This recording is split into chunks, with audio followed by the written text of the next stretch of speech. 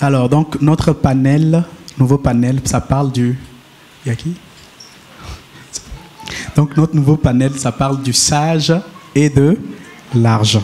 Le sage et l'argent. Après avoir parlé de l'amour, maintenant, nous allons parler de l'argent.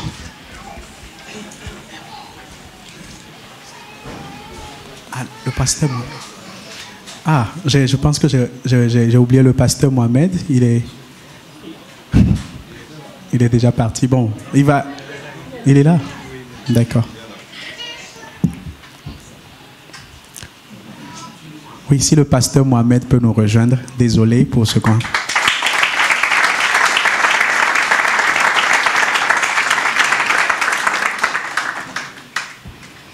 Donc, je disais que nous allons parler du sage et de l'argent. Donc, la première question, c'est quelle est la vision de l'argent selon le monde et selon le royaume? Est-ce que ce sont deux visions différentes ou bien ce sont exactement la même vision? Quelle est la vision du monde en ce qui concerne l'argent et quelle est la vision du royaume en ce qui concerne l'argent? Je ne sais pas qui veut réagir à propos sur ça. Bon, je pense que comme on n'a pas beaucoup de temps qui reste, je vais peut-être simplement lire rapidement tes notes. Mes notes. D'accord. Voilà. Alors, l'argent selon le monde contre l'argent selon le royaume de Dieu. Matthieu 6, 24, la Bible dit « Nul ne peut servir deux maîtres, car ou il haïra l'un et aimera l'autre, ou il s'attachera à l'un et méprisera l'autre. Vous ne pouvez servir Dieu et maman. » Et on tire de là que le principe numéro 1, c'est que le monde aime l'argent. Donc pour le monde, l'argent est un maître. La Bible dit car l'amour de l'argent est une racine de toutes sortes de maux. Pour s'y être abandonnés, certains se sont égarés très loin de la foi et se sont infligés beaucoup de tourments. 1 Timothée 6, 10. Et Hébreux 13, 5 dit dans la version Semeur que votre conduite ne soit pas guidée par l'amour de l'argent. Contentez-vous de ce que vous avez présentement. Car Dieu lui-même a dit, je ne te laisserai pas, non, je ne t'abandonnerai jamais. Ce qui nous permet de tirer un deuxième principe également. Dans le royaume, l'argent est un serviteur au service des intérêts du roi. Agé 2, 8 nous dit, l'argent est à moi et l'or est à moi, dit l'Éternel des armées. Matthieu 6, 33, cherchez premièrement le royaume de Dieu, sa justice, et toutes ces choses vous seront données par-dessus tout. Et je reviens sur un passage d'une prédication du pasteur Doudou qui s'intitule « L'or, l'argent et la sagesse ». Il dit « Quand on connaît vraiment Dieu, on ne peut que l'aimer. Quand on connaît vraiment Dieu, on ne peut que l'aimer. Et si on connaît vraiment l'argent, on ne peut que l'aimer aussi. » Et la seule manière d'éviter d'être dans l'amour de l'argent, c'est d'être rempli de l'amour pour Dieu. L'argent répond à tout, à condition qu'on sache l'utiliser pour atteindre la sagesse. L'argent est vraiment présent en tant qu'enfant de Dieu au cœur de ton adoration pour Dieu, hein, parce qu'il n'y a pas d'adoration sans sacrifice et on ne peut pas venir par exemple adorer Dieu les mains vides. Donc tout ce que tu fais dans le royaume de Dieu, c'est avec foi. Donc ton rapport à l'argent doit être basé sur ta foi en celui à qui est l'argent. Donc rapidement, 10 lois dont a parlé le pasteur dans une des prédications. Vivre et régner sur terre avec les lois du ciel. Et à semer et récolter, c'est la loi, notre rapport par rapport à l'argent dans le royaume. C'est de ça que je suis en train de parler. Donc il y a 10 lois qui régissent ce rapport à l'argent. Il y a la loi de la semence et de la récolte, qui est la loi de la reproduction et de la multiplication sans fin. À chaque fois que tu sèmes, tu récolteras. Plus tu sèmes, plus tu récoltes. Genèse 8, 22 nous dit « Tant que la terre subsistera, les semailles et la moisson, le fruit et la chaleur, l'été et l'hiver, le jour et la nuit ne cesseront point. » 2 Corinthiens 9, 6. Sachez-le, celui qui sème peu, moissonnera peu. Et celui qui sème abondamment, moissonnera abondamment. Que chacun donne comme il a résolu en son cœur, sans tristesse ni contrainte, car Dieu aime celui qui donne avec joie. Galates 6, 7. Ne vous y trompez pas, on ne se moque pas de Dieu. Ce qu'un homme aura semé, il le moissonnera aussi.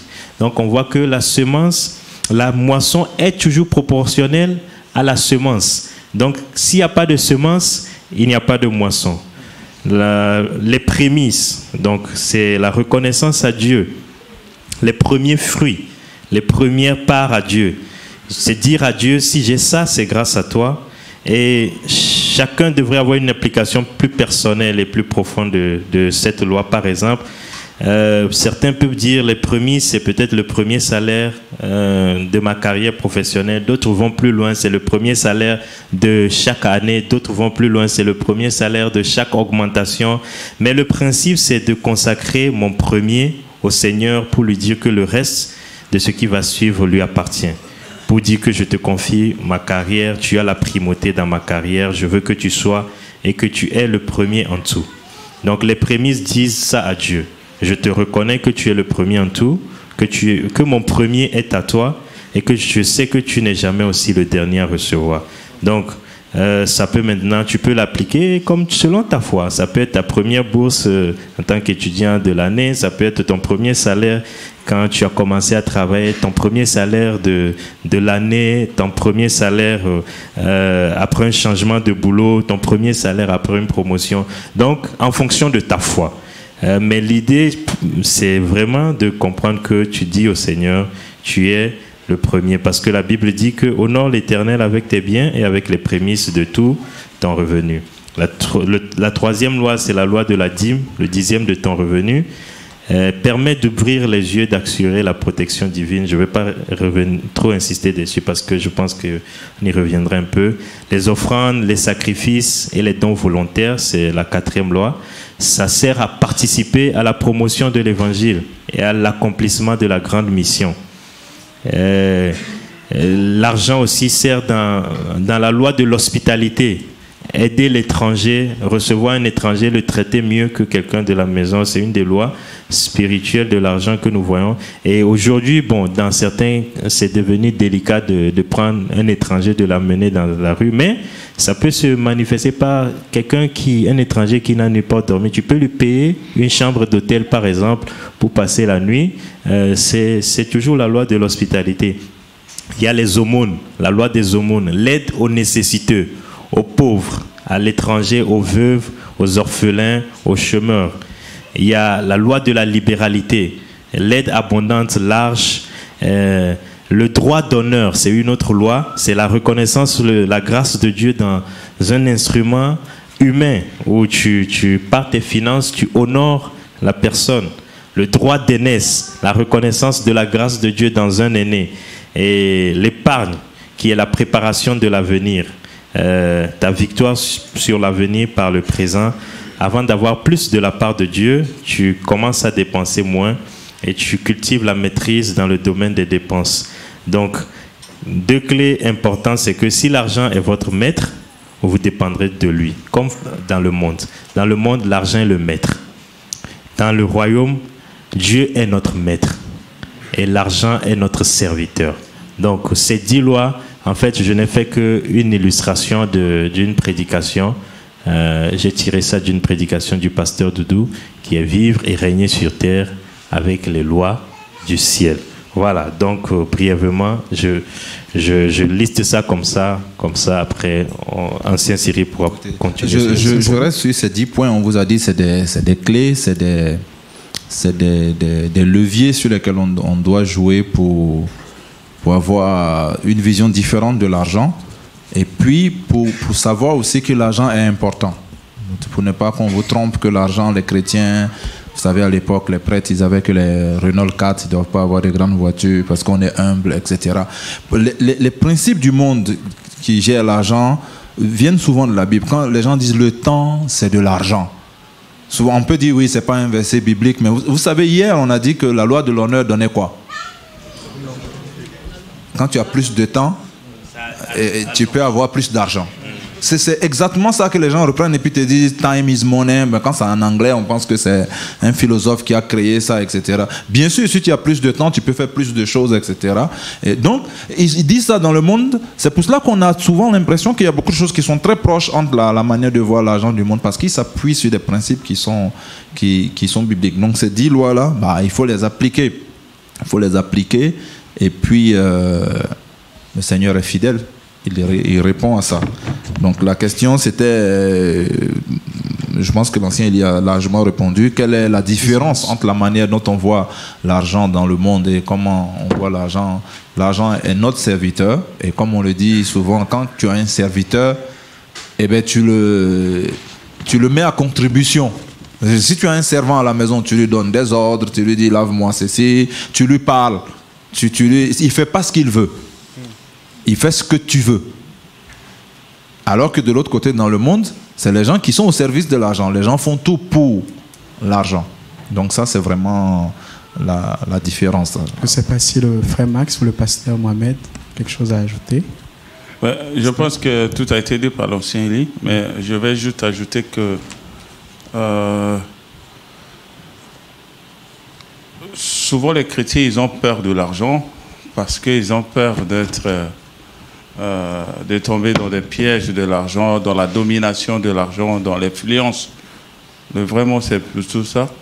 L'influence de l'argent. Mais pour cela, il est important de s'exercer à se servir de l'argent. Je dis bien se servir de l'argent. Il y a beaucoup de gens parmi nous, aujourd'hui, un peu malheureusement comme les gens du monde, si aujourd'hui, on distribuait 100 000 dirhams à chacun de nous, tout ce week-end, à partir de demain, il y a beaucoup de gens, on ne va plus les voir. Ouais. Et ils vont aller dans tous les magasins de la ville, ils vont faire n'importe quoi, ils vont aller louer des voitures, ils vont aller faire n'importe quoi, parce qu'ils n'ont pas la maîtrise de l'argent. Donc, nous, les chrétiens, on doit avoir l'habitude de se servir de l'argent comme étant un serviteur. C'est pour ça que beaucoup de gens, dès qu'ils ont l'argent, ils changent, mais parce qu'ils n'ont pas la culture de l'argent. Ils n'ont pas l'habitude d'avoir de l'argent. Si vous n'avez pas l'argent, il faut s'exercer dans la tête en se disant, mais si un jour j'ai telle somme d'argent, qu'est-ce que je peux faire avec? Parce que le jour où tu vas voir, c'est ce que tu aurais cogité dans la tête que tu vas appliquer. Voilà. D'accord. Le pasteur Mohamed, je ne sais pas si vous avez quelque chose à ajouter. D'accord. Donc le deuxième point concerne la discipline dans la gestion de l'argent. Donc je pense pour gagner du temps, est-ce que tu peux, ou bien l'ancien Cyril, si tu peux nous parler un peu de ce point. On parlait de l'argent en tant que serviteur. Et je vous disais tout à l'heure que le serviteur, c'est quelqu'un... Il y a de la discipline à la maison. Quand tu payes ton serviteur, c'est le matin, tu dois faire ça. Le soir, tu dois faire ça. Donc, tu instaures une certaine discipline. Donc, dans la gestion de l'argent, qui au final n'est pas ton argent, puisqu'on a dit que l'or et l'argent appartiennent à Dieu, il t'a fait gestionnaire de cela. Quand on est gestionnaire de l'argent, il y a de la discipline. La discipline, donc il y a déjà... il faut qu'il y ait des règles. Comme le frère Max a dit, ça me fait toujours penser à un tonton en Côte d'Ivoire, un tonton qui me disait toujours, tu sais, tous les jours, moi je réfléchis à si je deviens subitement riche, qu'est-ce que je vais faire? Et je réfléchis aussi à si je perds tout.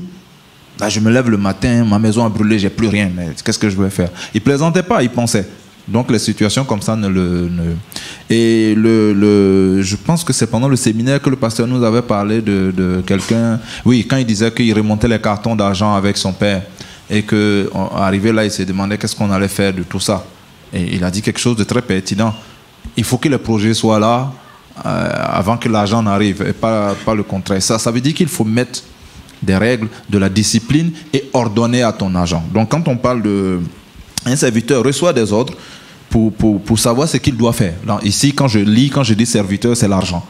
Donc, il reçoit des ordres pour voir ce qu'il doit faire. Et de même, ton argent attend de toi des ordres.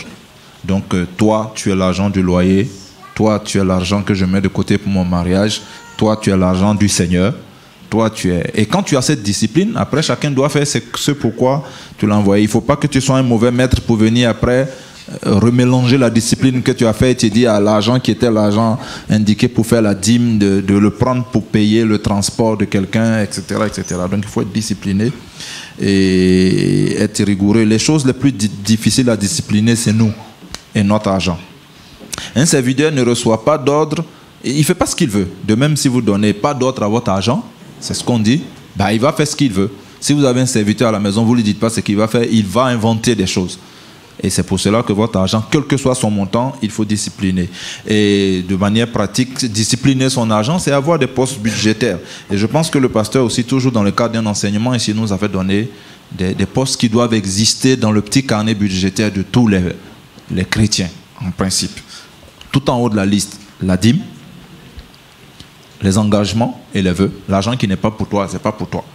C'est-à-dire, quand tu t'es engagé à quelque chose, dépêche-toi de te débarrasser de ça, les engagements et les vœux. Les offrandes régulières, les dons pour la mission, dans les voyages missionnaires, en tout cas pour l'œuvre, l'avancement de l'œuvre de Dieu. Les épargnes pour investir. On n'épargne pas sans but. L'aide sociale, ce qu'on appelle souvent les diaconies, on aide les familles, les proches, les amis. Les engagements contractuels, c'est ça, ton loyer, ta scolarité, l'électricité, Internet. Et puis, après, en position 8, il y a tes besoins. La nourriture, le transport, les vêtements. Et après, les loisirs, l'argent de poche et les imprévus. On a vraiment fait des postes comme ça. On voulait vous présenter une diapo pour que vous le reteniez, mais on n'a pas eu le temps de le faire. Mais c'est des postes que vous devez avoir et on les a mis plus ou moins par ordre d'importance. Donc c'est important parce que y a une sœur qui vient souvent me demander des conseils. La dernière fois, elle me disait qu'on lui a envoyé de l'argent. Elle a essayé de découper comme ça. Et puis, elle s'est rendue compte que dans la partie en bas, mon argent de poche, il reste rien. Mais elle a déjà enlevé tous les postes qui sont importants.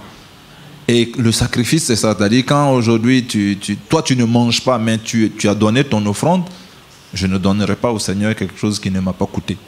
C'est comme ça qu'on est en train d'appliquer Voilà, donc si on est marié, bien sûr, il y a des couples, il y a des postes supplémentaires qui vont s'ajouter. Pourquoi je parle de ces postes? C'est comme ça que tu disciplines ton argent. Que tu lui donnes des ordres, que tu lui donnes des directions. Donc, tu vas ajouter l'argent de poche. C'est toi qui, sage, c'est toi qui prends ta femme en charge. Il ne faut pas dire, elle travaille, elle n'a qu'à se débrouiller. Quelqu'un a posé une question qu'on a reportée à ces ateliers-là. Il parlait de... Est-ce que si tu travailles, ta femme travaille? Est-ce que vous devez faire cagnotte commune ou bien chacun gère son argent séparément? Vous êtes un budget commun et vous faites cette discipline d'argent-là ensemble. Vous le faites ensemble. Voilà, c'est important. Donc, une clé importante, c'est il faut apprendre à établir ce budget. Dieu m'a fait grâce quand j'étais étudiant. J'étais à l'université en Côte d'Ivoire, on ne nous paye pas grand-chose. Et puis, le Seigneur a ouvert les portes, je suis passé au Polytechnique. C'est le jour et la nuit. La bourse, c'est 10 fois plus que ça, c'est régulier. Et quand tu avais beaucoup d'argent, on ne me l'avait pas enseigné, mais c'était quelque chose en moi. Quand je prenais, on ne nous payait pas tous les mois. Non seulement c'était beaucoup d'argent, mais ça venait chaque 3 mois. Et quand ça venait, j'avais tellement d'argent, ce que je faisais, je laissais. Et je prenais mon temps pour y aller en termes. Alors que, comme le frère Max a dit, quand l'argent des gens du Polytechnique arrive, tous les maquis et les choses qui sont en ville savent que les étudiants viennent d'être payés. Là, 2 mois après, on voit la différence entre quelqu'un comme ça et moi. Donc, je n'étais même pas encore enseigné sur toutes ces choses. Donc, c'est important que vous puissiez discipliner votre argent et apprendre à faire un budget. C'est quelque chose que vous devez faire tous les jours, peu importe le montant que vous avez. Donner des ordres à votre serviteur. Max a dit qu'il faut savoir l'utiliser. C'est un serviteur, il faut lui parler. Voilà. D'accord, je ne sais pas si le pasteur ou le frère Max veulent réagir par rapport à... Dans le cas de l'apprentissage, c'est toujours mieux de faire le budget avant de recevoir l'argent. Par exemple, vous êtes salarié, faites votre budget, vous savez quelle somme vous allez recevoir. Mais faites déjà votre planning. Et quand l'argent arrive, vous affectez l'argent. Et essayez toujours, par principe, même pour ceux qui vont faire un jour les affaires, et toujours une petite somme en bas de la liste pour les imprévus. Parce qu'il y aura tout, je ne sais pas comment ça arrive, mais vous aurez toujours des imprévus dans la vie. Dans le mois, vous aurez toujours des imprévus. Il faut toujours prévoir une partie des imprévus pour ne pas trop aller gratter ou éliminer certains postes et complètement chambouler tout. Mais il faut avoir l'autorité sur l'argent, parce que c'est vous le maître, pas l'inverse. Il faut avoir l'autorité sur l'argent. Deux secondes pour vous dire, moi, par exemple, avec mes enfants, moi, j'amène, ma femme, elle est là pour témoigner, j'amène de l'argent dans le sachet, dans un sachet banal. J'arrive, il y a, je ne sais pas, 50 000, 100 000, 200 000, une fois j'ai amené même 500 000 en espèces. J'ai mis au coin de la rue, au coin de la maison. Je suis parti, j'ai pris ma douche, je suis revenu. J'ai dit, ben, les enfants, prenez le sachet là, voyez ce qu'il y a dedans, essayez de regarder. Il y a un sachet là que j'ai déposé là. Regardez ce qu'il y a. Qu'est-ce qu'il y a déjà dedans? J'ai oublié même ce que j'ai amené. Quand les enfants sont partis, ils ont crié. Ils ont dit, papa! Ils ont eu peur. Papa, ils ont appelé. Maman, viens voir. Maman, viens voir. C'est quoi tout ça? Hey, maman. Moi, j'ai dit, moi, je veux. Calmez-vous, ce n'est que de l'argent. Moi, je veux que vous puissiez compter ça pour savoir combien d'argent il y a là-bas. Vous avez été à l'école. Chaque lot, c'est 20 000 dirhams. Ben, comptez tout et vous me dites quel montant. Pourquoi je fais ça? Pour les apprendre à ne pas avoir peur de l'argent. Parce que dès qu'ils ont vu, ils ont crié « Papa !» parce qu'ils ont eu peur.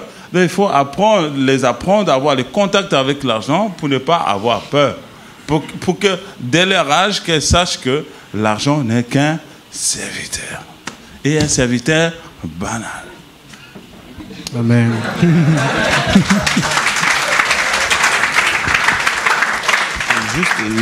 Juste quelque chose à dire. Je viens d'une famille où il y a un problème qui était récurrent, c'est le problème d'endettement. Moi, je dis le problème que les gens ont dans cette famille, ils n'ont pas peur de l'argent d'autrui. Voilà, c'est ce que je veux dire. Ils n'ont pas peur de l'argent. C'est quelqu'un qui n'a pas de problème pour prendre le loyer et puis s'acheter une nouvelle chaussure. Et ils peuvent te justifier ça par des... Je sais que je vais avoir une entrée demain. Ils ont beaucoup de théories, etc. Et je sais où ça amène. Le fait d'avoir des budgets et de s'y tenir est une discipline qui va vous aider. L'argent qui n'est pas pour toi, n'est pas pour toi. Donc quand tu fais ton budget, on a vu qu'il y a des postes ici, des trucs, des engagements contractuels. L'argent de la LIDEC, c'est pas pour toi. C'est pas parce que tu habites à Sidi Marouf et que là-bas, quand on fait 7 mois sans payer l'électricité, on ne coupe pas, que chaque mois tu te dis, bon, ce mois, si je prends l'argent, dans 7 mois, on verra, chaque jour suffit sa peine. Et ça, c'est un manque total de discipline. Et quand le moment va arriver, bah, tu seras bien, comme l'autre dit, fort dépourvu. Et puis tu vas aller t'endetter, prendre de l'argent, après prendre une dette pour payer une dette, et puis prendre, et puis le Seigneur, même s'il n'interdit pas les dettes, il n'aime pas que ses enfants soient dans l'endettement. Et ça fait des dégâts. Et ça part du fait que les gens n'ont pas peur de l'argent d'autrui. Donc, si tu es étudiant, ton papa dit ça, c'est pour payer l'école, c'est pas ton argent. Tu payes l'école avec. Ayez peur, pas dans le sens le contraire de ce qu'il disait, peur de l'argent, non, utiliser l'argent, mais quand l'argent n'est pas pour toi, fuis, dépêche-toi, si tu as de l'argent à rembourser à quelqu'un, dépêche-toi de lui donner, c'est pas ton argent. Voilà. Pasteur? Moi, j'aimerais plutôt encourager dans le sens des 10 lois d'abondance. Ce sont des lois qui sont là et quand les anciens ils ont fait le poste budgétaire, on voit que ce qu'on doit donner au Seigneur passe en premier lieu. Et moi je crois que c'est un élément qui est important. Il ne faut pas faire le poste budgétaire parce que tu peux faire la classification et dans la pratique, tu commences déjà à assurer d'abord les choses qui sont en dessous des postes budgétaires, c'est-à-dire la nourriture, les besoins. Et après tu te souviens que maintenant tu dois payer la dîme. ce n'est pas une bonne chose. Amen. Voilà, on voit déjà qu'on passe sur la base que la manière dont nous approchons l'argent n'est pas la même chose qu'une personne qui est dans le monde. L'argent est au service des enfants de Dieu que nous sommes pour le but de Dieu. Donc apprenons déjà à faire le premier geste. Le premier geste compte. C'est là que c'est maintenant quand je reçois de l'argent, le fait de pouvoir penser premièrement à ma dîme, premièrement à mon offrande du mois. Ça veut dire que donc tu apprends à calculer ton offrande sur tout le mois et tous les engagements que tu as, je vous assure que quand vous le faites, il y a toujours des résultats. Et bon, parfois, après avoir fait tous ces éléments, on se retrouve en fin de compte avec un budget parfois qui est déficitaire. Parce que tu as l'impression que tu as tout assuré là-dessus, en haut, avec tous les postes pour remettre l'argent pour l'œuvre de Dieu. Et après, les besoins que tu as ne sont pas vraiment tout à fait comblés. Mais je veux vous inviter aussi à croire qu'on est en train de parler des lois d'abondance. C'est-à-dire que quand tu les pratiques, ça va entraîner un déclenchement dans ta vie et tu verras la fidélité de Dieu. Il va couvrir le reste des semaines et du mois. Voilà, donc ayons foi. Voilà. D'accord. En parlant des lois d'abondance, est-ce qu'il y a des initiatives de multiplication? Est-ce qu'il y a des moyens par lesquels on peut multiplier l'argent que nous avons? Parce que ça serait l'idéal. Alors, je vais revenir encore un peu sur mes notes. Et juste ce que le pasteur disait tout à l'heure, en parlant de la façon dont les gens du monde gèrent leur budget mensuel et nous, c'est différent.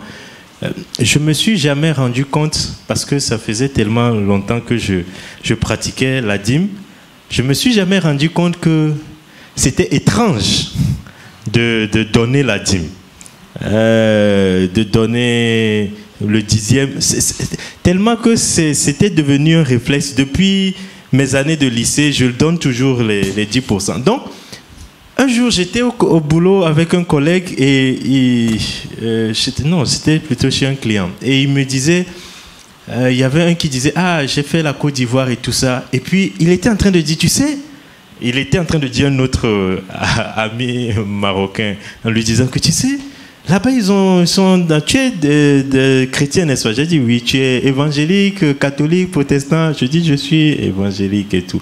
Il disait à son ami, tu sais, eux, leur argent, quand ils prennent, ils donnent 10% d'abord à Dieu. En fait, ça ne m'avait jamais été comme quelque chose d'étrange.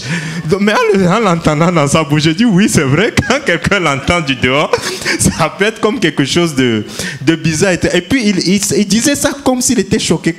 Vraiment, il dit 10%, ils prennent 10% et puis ils vont donner comme ça à Dieu parce que 10% ne leur appartient pas. Et je dis ça pour dire que vraiment la gestion de l'argent, en tant qu'enfant de Dieu, si tu veux prendre les conseils de l'argent sur les gens du monde, tu vas voir que ceux qui aiment les choses de développement personnel et compagnie, mais je crois que le pasteur a recadré par rapport à ça, gloire à Dieu. Mais si tu suis des causes, tu vas voir que c'est totalement différent. Donc il faut faire attention. Les postes là qu'ancien Cyril a cité, c'est vraiment comme ça, dans cet ordre, que ça aide de priorité. D'abord, il y a un montant qui est principalement fixe, c'est la dîme. Mais le reste, c'est des engagements que toi-même tu as pris volontairement. C'est une offrande, c'est des dons. Donc, on ne te dit pas de mettre tout ton argent là-bas, mais on te dit de pratiquer ça, d'être fidèle dans ça. Chaque mois, je dis, même si c'est 10 dirhams, je veux participer 10 dirhams dans la mission. Je veux prendre l'enveloppe du voyage missionnaire. Ce n'est pas grand-chose, mais je veux mettre 10 dirhams parce que je n'ai que 600 dirhams de revenus. Mais je veux que, Seigneur, moi aussi, mon argent participe à la mission. Je prends l'enveloppe voyage missionnaire, implantation d'église. Je mets 10 dirhams dedans, je mets 5 dirhams. Cette pratique-là, cette discipline, si tu es fidèle dedans, Dieu va t'honorer. Dieu va te bénir. Dieu, comme un pasteur a dit, va être fidèle. Donc, il faut pas prendre les conseils vraiment dans le monde par rapport à l'argent. Parce qu'ils ont tout. Et quand tu écoutes, tu risques de parfois te dire, est-ce que ce que je fais est vraiment normal? Mais si tu as été vraiment longtemps et que tu as vu la fidélité de Dieu, tu sais que c'est eux qui sont plutôt tu dis ça comme on nous a appris hier, tu dis ça doucement dans ton cœur que bon, voilà un insensé qui ne comprend pas comment fonctionne l'argent qui appartient à mon père, mais c'est pas grave. Voilà, donc juste les initiatives, je reviens sur mes notes là. On a parlé de la semence qui est la loi de la reproduction, de la multiplication sans fin. La semence, c'est vraiment le principe de la multiplication. C'est la loi de l'investissement, semer, récolter. Mais la semence, c'est quelque chose de... Je pense que le frère Mas va peut-être aborder un peu plus, développer ça. La semence est quelque chose... il faut de la foi, parce que tu dois être prêt à perdre la graine dans l'espérance qu'elle va pousser pour produire beaucoup. Et toutes les lois de la multiplication suivent ce même principe. Mais le principe spirituel qui régit ça, c'est ça. Le principe de semer et de récolter. Parce que Dieu a dit que déjà, c'est une loi qui ne va pas disparaître tant que la terre subsistera. Mais ensuite, Dieu a précisé, si tu sèmes peu, tu moissonneras peu. J'ai été beaucoup touché. Un jour, quand le pasteur prêchait sur ça, il avait dit un truc, je ne sais pas si ceux qui étaient là se souviennent. Quand on priait pour les offrandes, on dit, Seigneur, ceux qui n'en ont pas, donne-leur afin que... J'ai arrêté de prier comme ça après. Parce que j'ai vu que ce n'était pas biblique. Nulle part, la Bible, Dieu ne conçoit pas que quelqu'un n'ait rien. Dieu ne conçoit pas ça. Dieu conçoit que tu puisses avoir peu. Mais Dieu ne conçoit pas que quelqu'un n'ait rien. Parce qu'il y a l'exemple de cette veuve qui n'en avait que cela. Donc, si tu sèmes peu, tu moissonneras peu. C'est une règle simple. C'est ça le principe de l'investissement. Et la Bible dit. Donc, si tu sèmes abondamment, tu moissonneras abondamment. Si tu sèmes peu, mais tu espères moissonner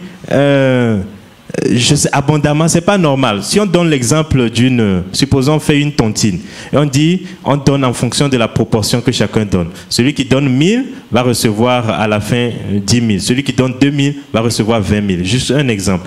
Toi, tu donnes 1000, mais c'est toi qui veux recevoir 20 000. C'est pas logique. Donc, ça suit une règle de la proportion. Et ce principe-là est d'abord spirituel, et Dieu honore ça. Dès que tu sèmes dans une bonne terre, l'autre principe qui est lié un peu à la loi de la semence et de la récolte, c'est que, oui, quand tu sèmes, il faut semer dans une bonne terre. Voilà, la notion de la terre est liée à ça. Parce que dès que la Bible nous dit dans une parabole dans Marc, je pense, que dès que tu sèmes dans une bonne terre, tu peux aller dormir. Tu ne sais pas comment... C'est étonnant, tu n'as pas besoin de jeûner pour que la graine pousse. Dès que tu as semé dans une bonne terre, et je pense que c'est la parabole de la terre, de la bonne terre justement, après la parabole de la semence dans Marc, il dit, celui qui sème dans une bonne terre, il va se coucher, il ne sait pas comment ça se fait, la graine commence à pousser, elle devient un épi, et après il y a des fruits dessus. Donc, évidemment, la meilleure terre qu'il y a, c'est l'œuvre de Dieu. Donc, si tu sèmes dans l'œuvre de Dieu, je suis sûr et certain que le Seigneur honorera ça. Maintenant, des investissements, on va dire financiers dans le monde, dans la vie courante, un investissement est toujours réalisé après réflexion et décision. S'il s'agit d'un actif financier, par exemple des actions, des obligations, assurance vie, il faut prendre le temps d'étudier, de lire et de chercher. Ne sois pas de ce genre où quelqu'un vient te dire, il y a une super affaire, si tu ne donnes pas 10 000 dirhams, c'est fini, ça ne va plus revenir. Quelqu'un te met sous la pression d'investir. Fuis ça. Dans la plupart des cas, il y a une anarque. Il faut que tu étudies le contexte du produit que tu es en train d'investir. Parce qu'un investissement est une décision réfléchie, est une décision qui est analysée. S'il s'agit d'un projet entrepreneurial dans lequel tu veux investir, il faut étudier, analyser les paramètres, et faire la différence entre une idée et un projet. Je pense que ici, on nous a encore appris ça. Si je veux créer une ferme d'élevage de poulets, c'est juste une idée. Et beaucoup de gens ont beaucoup de belles idées, mais une idée n'est pas un projet. Un projet, c'est toujours chiffré. Un projet implique que tu t'es assis, que tu as calculé, que tu as vu la dépense et tu as aussi estimé sa réalisation dans le temps. Donc, chaque aspect du projet doit être clair dans l'esprit, même si tu n'as pas tous les détails ou bien les fonds nécessaires, mais tu as tous les aspects du projet que tu as passé en revue en fonction de tes moyens, parce que le marché en général donne toujours une réponse, mais par rapport à ce que toi tu as, essaie d'analyser. Bon, Luc 14, je ne vais plus relire ça, on le sait, on est revenu dessus. Luc 14, 28, pour calculer la dépense. La personne voulait bâtir une tour. C'était ça l'idée, bâtir une tour. Maintenant, le projet, ça devient un projet quand tu t'assois, tu calcules, tu vérifies si tu as les moyens, tu établis les étapes, fondation, grosses œuvres, qu'est-ce que ça va me coûter. Donc, l'investissement, ce qui est à retenir dans cette partie de l'investissement, c'est qu'elle n'est pas précipitée. Et l'investissement qui suit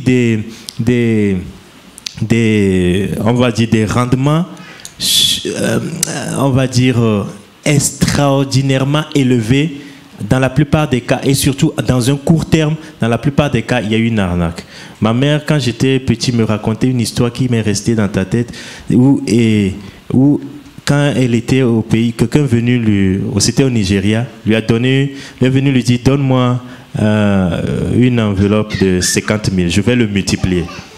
Et elle a refusé. Mais une de ses amies a fait ça, a donné 50 000 dirhams. Et la personne, le lendemain, a mené 100 000.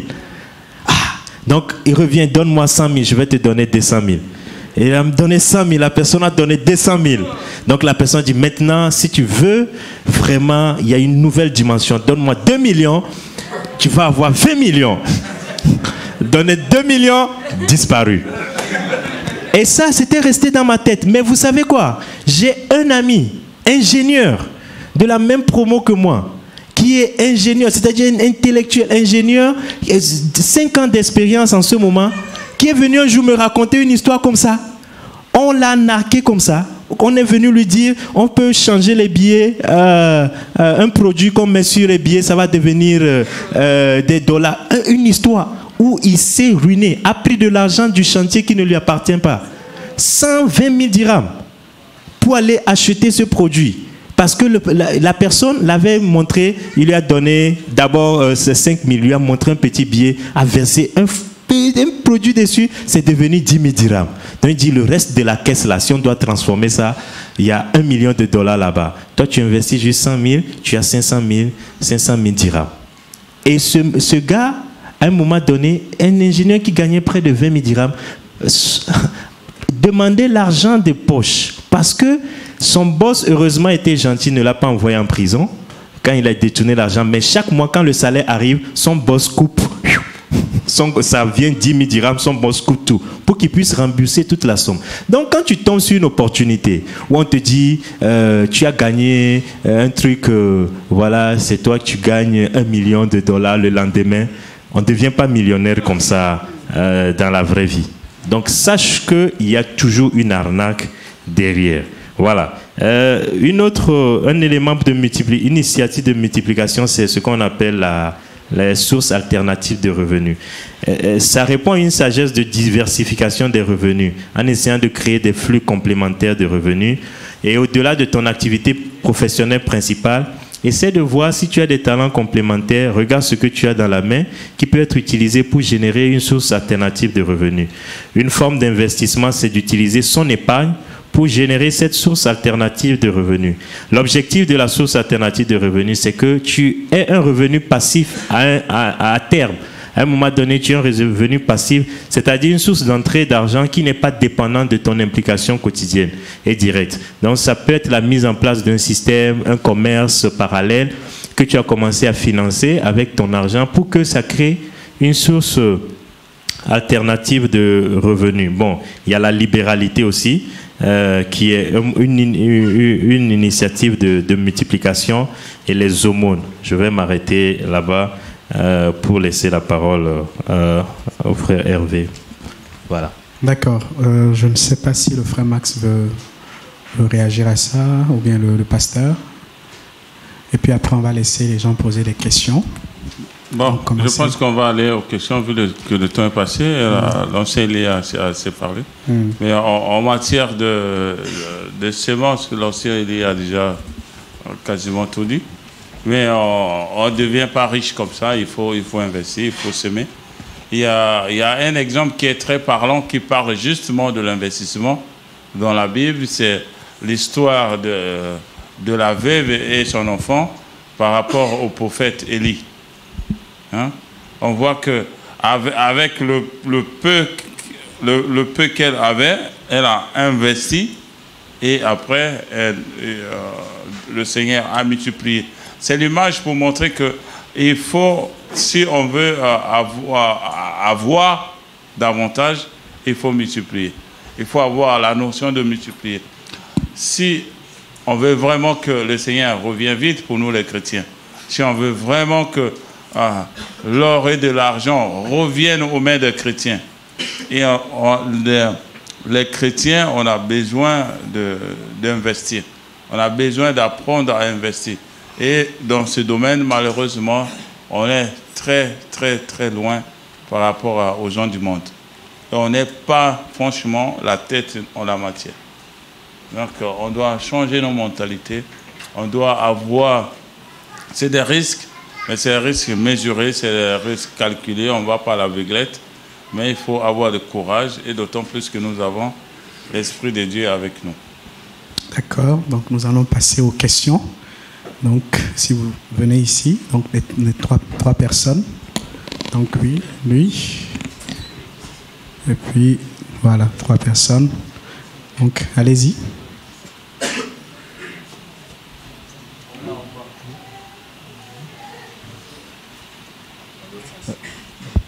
Voilà, c'est bon. D'accord. Bon, je vous remercie pour tous ces enseignements enrichissants. Ma question, c'est par rapport à la gestion des imprévus.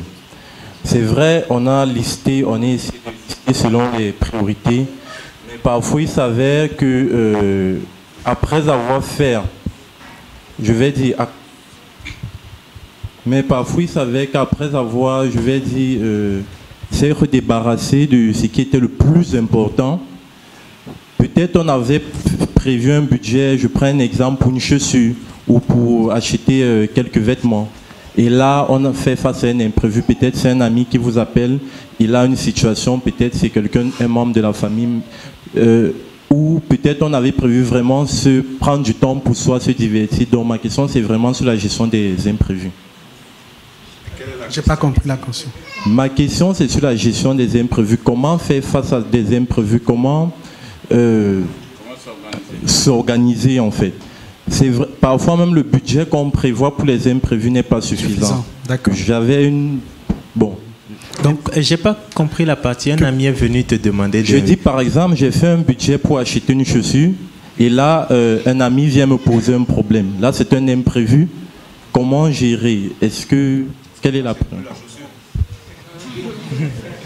D'accord. Oui, Josué.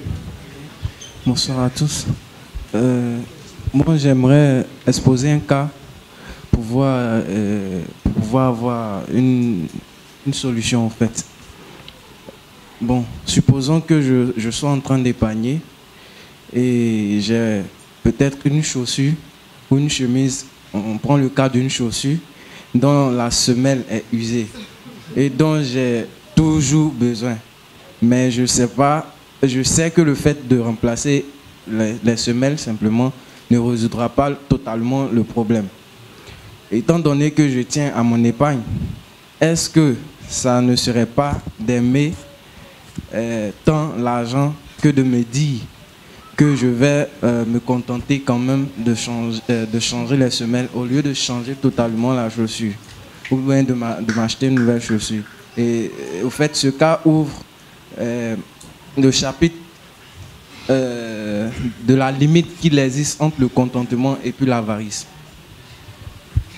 D'accord. Bonsoir à tous. Bonsoir. Moi, ma question, c'était depuis le premier jour, depuis le mercredi, que j'ai posé concernant l'entreprise sur les prémices, la dîme et la sémence. Concernant l'entreprise, dans le cas où on est entrepreneur, comment pouvons-nous payer, donner les prémices d'une entreprise, la dîme, comment pouvons-nous payer et comment pouvons-nous s'aimer dans l'entreprise? Dans le cas où c'est l'entreprise. Une entreprise. Oui. D'accord. Donc on va répondre à la première question. Je ne sais pas qui... Moi, je veux parler de la première question qui est la gestion des imprévus. Je pense que c'est des choses qui viennent avec le temps aussi. Quand tu prévois dans ton budget 1000 dirhams d'imprévu et que tous les mois, tu te retrouves à sortir 2000, il y a un moment, il faut te dire que ce n'est pas un imprévu et revoir la manière dont tu fais ta planification. Parce que les imprévus, il faut vraiment... Quand ça devient récurrent, ce n'est plus des imprévus. Ça, c'est une chose. Et deuxièmement, s'il faut que tu renonces à acheter ta chaussure parce que tu supposes que la demande de ton ami est un imprévu, peut-être que tu n'avais pas mis de diaconie dans tes postes. Vous savez, dans les postes, il y a un moment où on avait dit de mettre quelque chose pour aider les gens. Mais il se peut, malgré tout ça, que tu renonces à ta chaussure pour donner. C'est pas une mauvaise chose. Seulement, il ne faut pas que ce soit l'argent des gens. C'est-à-dire, je prends un gars, tu as des enfants qui doivent aller à l'école, tu ne prends pas la scolarité pour donner à quelqu'un parce qu'il est dans une situation difficile. Ce n'est pas ton argent, comme je te le disais. Mais... moi, des fois, dans mon budget, je voulais manger le McDo, je voulais aller au cinéma cette semaine. Si quelqu'un me dit qu'il a besoin de cet argent, que je décide de lui donner, je lui donne. Ça me coûte quelque chose, ça me coûte un repas.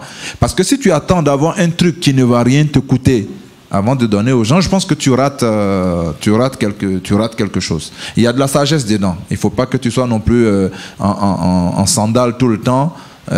Tu n'achètes rien pour toi parce que tout le mois tu donnes tout l'argent aux gens. Si tu es célibataire encore, tu peux faire ça, mais parce que si vous êtes marié, voilà, ça c'était pour les imprévus. Peut-être qu'il faut avoir la sagesse de recaler tes imprévus.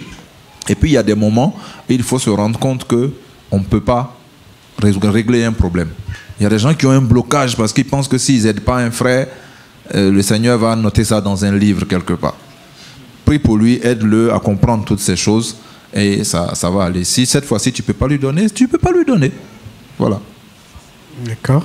Donc là, toujours... Je me dis quelque part que si tu es dans une situation où une personne vient te demander de l'argent et que c'est de l'argent que tu avais prévu pour une chaussure que tu lui offres, c'est que tu n'avais pas quelque part un poste pour les imprévus.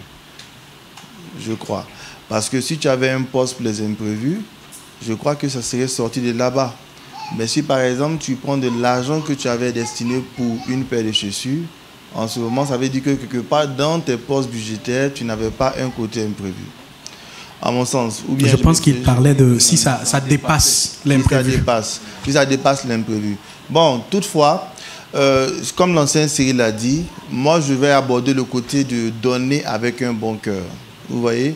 C'est très important parce que quelque part, le fait de pouvoir annuler un besoin afin de pouvoir répondre aux besoins d'autrui, quelque part, c'est un sacrifice. Et quand le sacrifice il est fait avec un bon cœur, avec un cœur d'amour, le Seigneur permet que ça te revienne autrement aussi. Ça peut se faire. Amen. Amen. Voilà. D'accord. La deuxième question, c'est la limite entre, je vais résumer comme ça, la limite entre le contentement et l'avarice.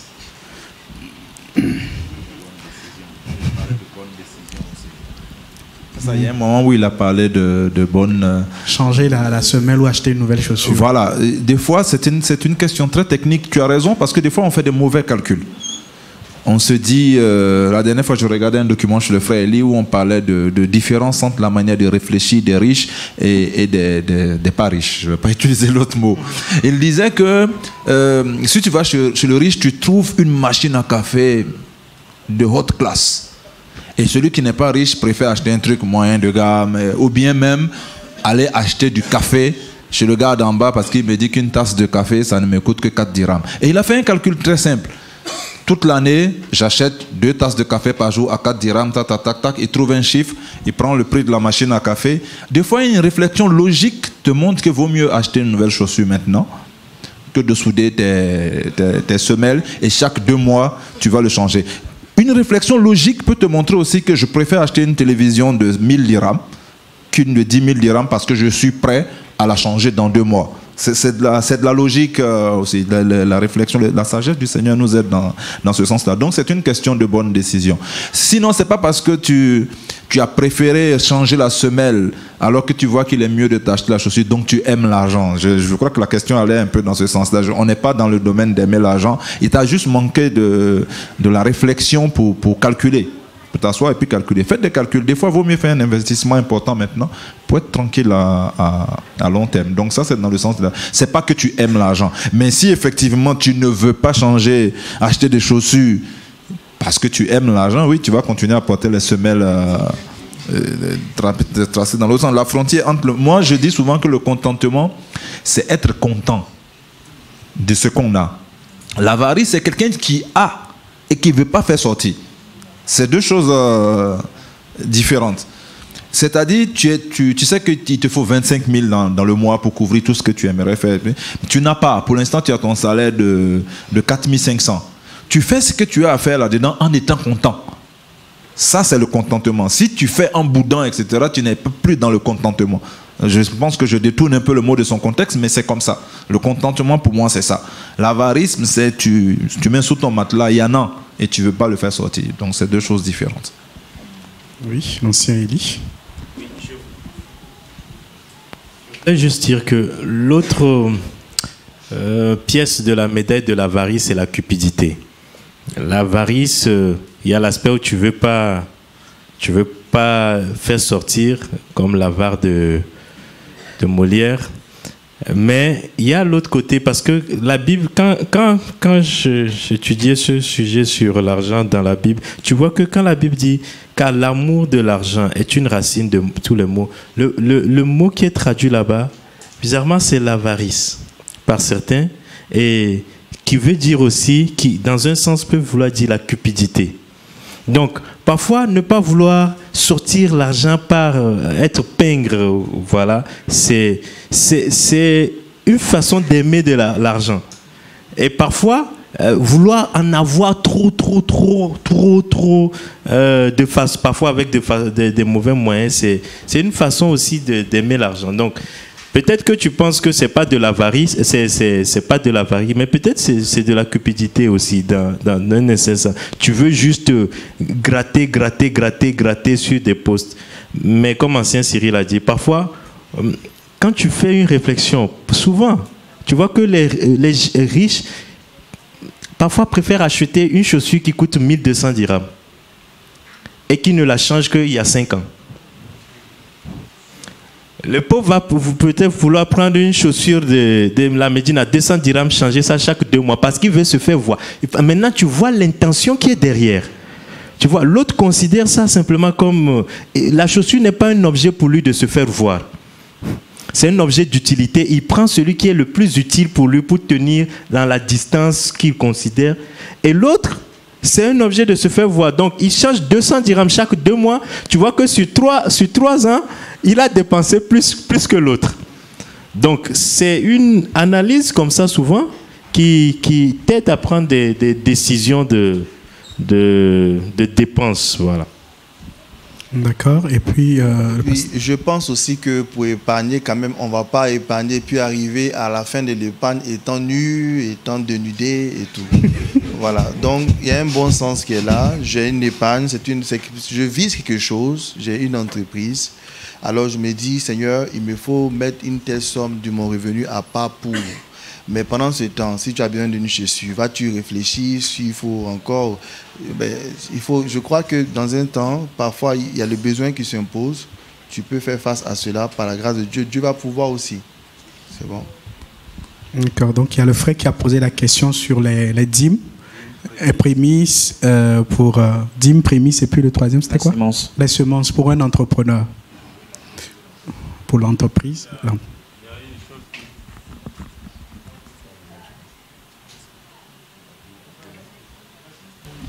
Il y a une chose qu'il faut comprendre, c'est que souvent on confond, même si vous êtes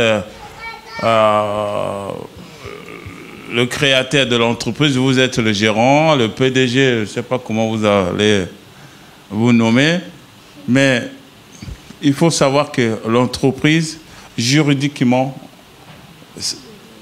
c'est une entité. Vous êtes une personne physique, l'entreprise est une personne morale. D'accord? Donc, vous représentez l'entreprise, mais vous n'êtes pas l'entreprise. Vous avez votre compte personnel et l'entreprise a son propre compte ou ses propres comptes. C'est deux choses qui n'ont rien à voir. Toi, tu n'as pas besoin en fin d'année de déposer un bilan à l'État, alors que l'entreprise doit déposer un bilan à l'État. Donc les responsabilités ne sont pas du tout les mêmes. D'accord? L'entreprise n'a pas besoin de donner une dîme, d'accord? Mais toi, tu as l'obligation de donner une dîme. Parce que c'est l'entreprise du chrétien, mais l'entreprise n'est pas chrétienne. Ça, il faut le comprendre comme ça. Que c'est une personnalité morale. Alors, donc, parce que je comprends le sens de la question. C'est-à-dire que, bon, tout semble être pour moi. Comment dégager une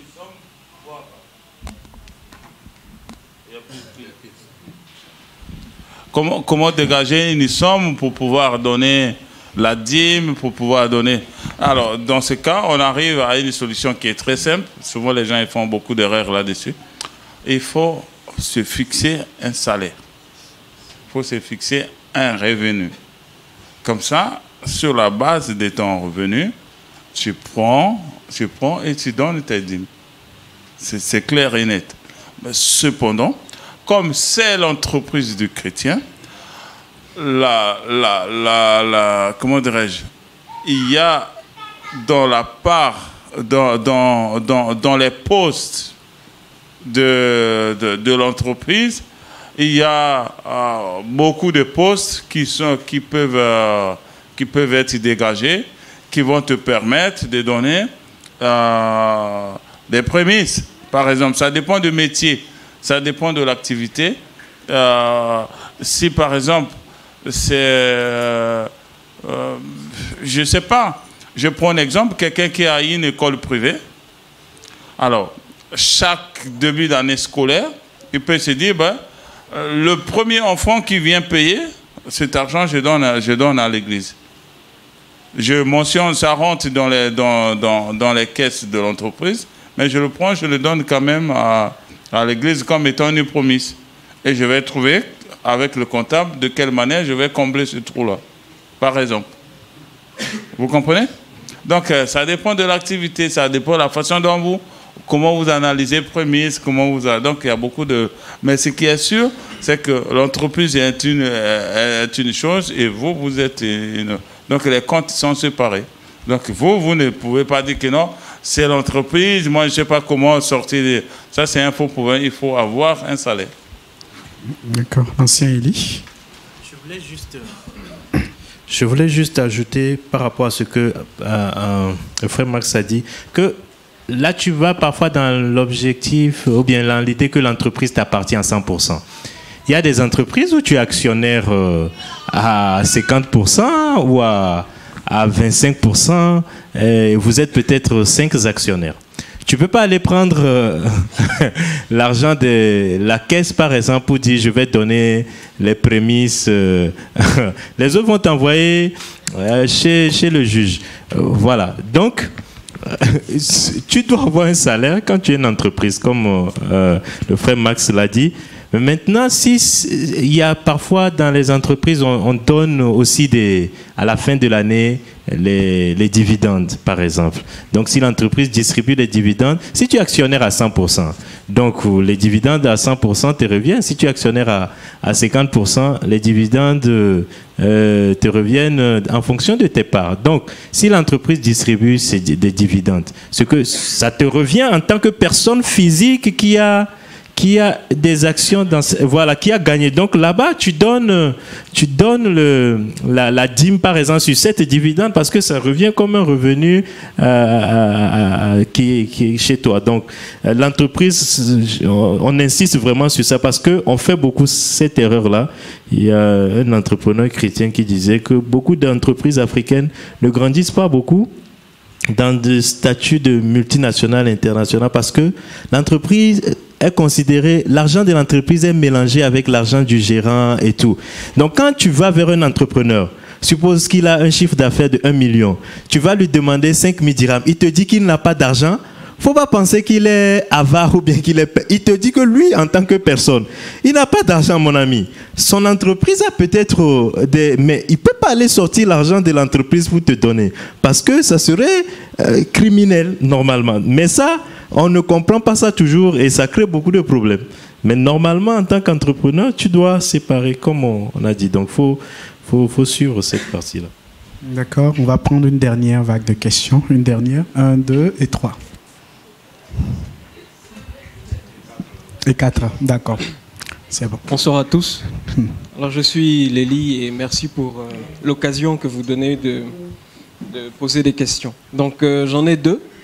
Et je vais commencer par établir un constat de base. Et le grand frère Max l'a si bien dit, que les chrétiens sont, on va dire, ne sont pas la tête au niveau financier. Et ça, on peut le remarquer sur la base de... Enfin, ils n'ont pas une culture financière en tant que telle. Et donc, moi, je me demandais, vu que depuis le mardi, on a compris que tous les domaines sont régis par des codes. Donc, la première question est celle-ci. Est-ce qu'il faut alors penser que les chrétiens n'ont pas de codes, n'ont pas compris les codes, ils n'ont pas su déchiffrer les codes par rapport au domaine financier? Et la deuxième, c'est, vu le constat qui est fait, le constat de base qui est fait, je me demande si l'Église a prévu, je ne sais pas, donc je me renseigne. Est-ce que l'Église a prévu des mécanismes ou une structure? L'Assemblée locale, je veux ici, dire, ou bien... Je parle des chrétiens en général, donc en particulier, donc ici, en fait. Donc est-ce que l'Église a prévu... Et en général aussi, mais vu qu'on est ici, donc en particulier. Donc je me demande si, ici et en général, est-ce que l'Église a prévu des mécanismes ou une structure ou, je ne sais pas, une sorte de cellule qui accompagnerait des chrétiens qui veulent se lancer dans l'entrepreneuriat parce que c'est en produisant qu'on peut arriver à prendre la tête. Parce que, et ça, cela se fait de façon collective. Je ne pense pas que ce soit de façon personnelle. Voilà. Donc, c'était ça. Et... C'est 2 questions, je pense. C'est ça les 2 questions, non? Oui, c'est ça, exactement. Sylvain? Et, pardon. Et est-ce qu'il y a des... Je veux dire des sessions pour inculquer la culture financière aux hommes? Oui. Déjà, je vais te répondre directement. D'accord. Déjà, si tu es dans cette église, il y a ACPro. Oui, je sais. Et si tu participes aux sessions d'ACPro, tu es censé avoir des réponses à toutes ces questions. D'accord. Et pour vous préciser, je sais, mais là, c'est plus dans le domaine, on va dire... En fait, par constat, c'est juste en rapport avec les professionnels qui sont salariés. Et moi, je parle plus dans le plan de créer une entreprise. Tu parles de quoi? ACPro? En fait... Ou bien... Hervé, je peux lui répondre rapidement.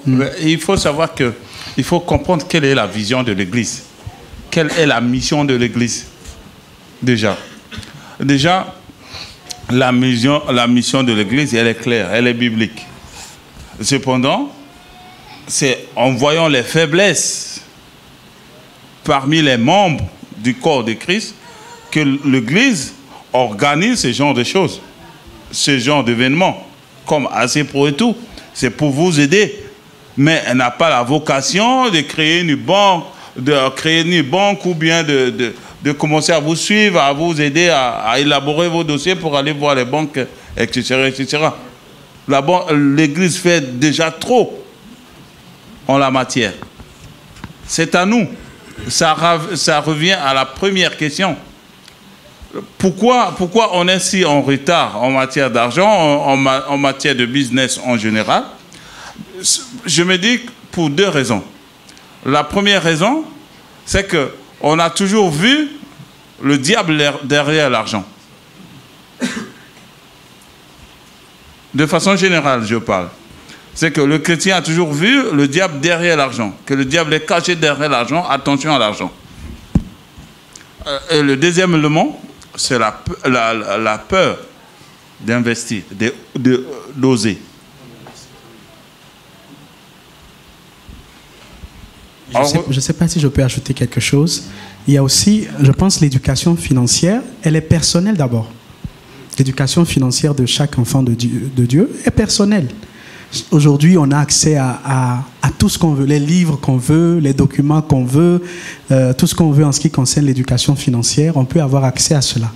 Et je pense que c'est une discipline personnelle d'abord. Même s'il n'y a pas encore, il n'y a pas un cadre dans l'Église qui le fait, c'est d'abord quelque chose de personnel. Mais si on parle de TPV Casa, je peux t'assurer qu'il y a un cadre qui le fait. Qui le fait et qui le fait très bien, je crois. Oui, Sylvain? Moi, j'ai deux questions. La première, c'est par rapport aux imprévus. Voilà, je ne suis pas comptable ni trésorier, mais dans la vie associative, j'ai été trésorier pendant longtemps.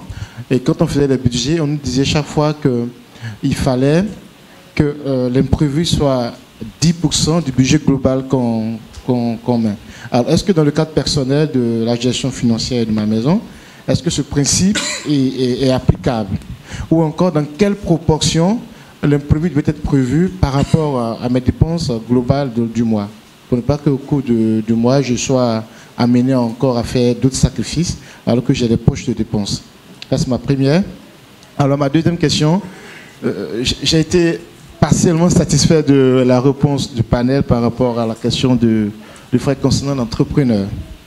Quant aux semences, aux dîmes et autres qu'il doit payer, j'ai été satisfait partiellement, en ce sens où je me dis, je prends le cas où l'entreprise est la propriété du chrétien. D'accord? Et le frère Mas, à ce niveau, il a été très clair, il faut avoir un compte personnel. Juste, ça, tu fais bien, parce qu'il y a un moment, je voulais demander au frère, pour avoir une réponse précise, il faut donner un cas précis. Oui. Parce que l'entreprise, c'est beaucoup de choses. L'entreprise appartient au frère, c'est quoi exactement? Là, vous pourrez avoir un conseil précis. Si j'ai mon entreprise, je fais ça, je suis propriétaire, je veux payer. On est vraiment dans je veux payer, je ne sais pas comment faire. Pas le truc général de est-ce que je dois payer, comment ça se passe. Moi, je prends le cas où l'entreprise appartient aux chrétiens. D'accord? Donc, la question, pour être plus directe, c'est cela. Est-ce que je sais que l'entreprise, à chaque année, il y a, en tant qu'entité, il y a des poches de dépenses. Par exemple, les impôts que l'entreprise doit payer sur les salaires, tout ce qui va avec. Est-ce que, dans le cas du chrétien qui est propriétaire de l'entreprise, on ne pourrait pas donc inclure, par exemple, une sémence que je vais faire et qui n'a rien à voir avec mon salaire, comme une charge de l'entreprise? Est-ce que ce serait une bonne pratique? Je peux te répondre directement. Comptablement, ce n'est pas possible. Non, par exemple, je suis chef de mon entreprise. Oui, non, mais je te dis en train de dire, il y a des postes. Quand tu crées une entreprise, tu as une responsabilité. L'entreprise a une responsabilité envers la loi. L'entreprise est régie par des lois. Et l'entreprise a des comptes à rendre. C'est pas comme si, quand toi, tu as ton argent, tu fais ce que tu veux avec ton argent. Mais l'entreprise, ça ne marche pas comme ça. Si tu fais sortir de l'argent de l'entreprise, tu dois expliquer à l'État à quoi a servi cet argent. C'est ça la comptabilité. Voilà. Est-ce que tu me comprends? Pour des raisons caritatives. Non, voilà. Non, ça c'est différent. Il y a une chose qu'il faut comprendre. Il y a une chose qu'il faut comprendre. C'est que, on ne va pas s'étendre sur ce débat. Il y a une chose qui est très simple. C'est que, dans le sens que vous voulez, voici comment il faut faire. Vous voulez s'aimer en tant qu'entrepreneur dans l'église, en dehors de ton propre salaire. Le seul moyen, c'est à la fin de l'exercice, à partir du bénéfice,